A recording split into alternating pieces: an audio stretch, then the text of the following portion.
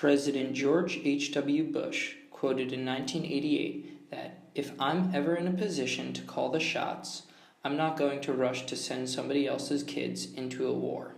Just a few short years later, Bush was faced with this decision as war in the Gulf became inevitable. War struck America, and Colgate's campus was not exempt from the effects of war. The campus got involved in the war in many different ways. Whether it was students or faculty getting involved, the Colgate campus, during the late months of 1990 and early 1991, made their feelings about the Gulf War known. Students and faculty found ways to voice their opinions through many different medium.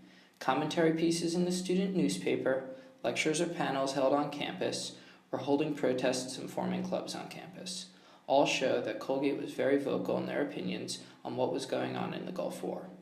With President Bush making decisions that not all Americans necessarily agreed on, students and faculty ended up on both sides of the argument about America's involvement in the war. Students and faculty were able to voice these opinions through the two newspapers that Colgate had on its campus at the time, the Colgate Maroon and the Colgate News.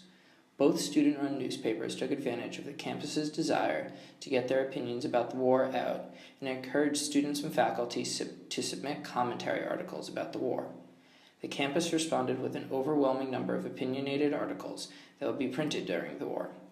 In one edition of the Colgate News in 1991, one student submitted an article with an unpopular opinion that read, "The point that I wish to make here is that America needed this war because we were getting very desperate for something to worry about."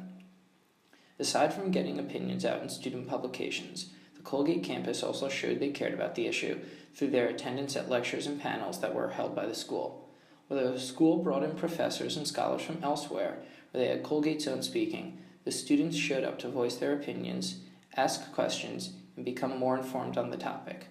Bringing in professors from down the road at Hamilton College, 3 of Colgate's finest professors spoke on a panel with 3 Hamilton professors and discussed the happenings of the war and which direction the U.S. should go. Lastly, Colgate campus was able to show their opinion about the war through protests on and off campus. Whether students were voicing their opinions on the front steps of the chapel or they were traveling to Washington, D.C. to participate in nationwide peace protests, Colgate became very active in making their voices heard through their actions. With 80 students leaving to protest the war at RFK Stadium, Colgate students showed how strongly they believed about their cause. Participating in the schedule of events that were laid out for the demonstration, these students stood by their beliefs and made their voices heard. While some students traveled far to show their opinions, others felt they could make their opinion heard on the Colgate campus. When news came to campus about the outbreak of war, students immediately came together and began a candlelight vigil that marched all over campus. By the time the students reached their final destination at the chapel, the group included somewhere between 200 and 300 students. The nation's opinions about the Gulf War are similar to those of Colgate students, with many falling on both sides of the argument. Colgate students showed that despite the small-town setting of the school, the students can accomplish big things and make their opinions known.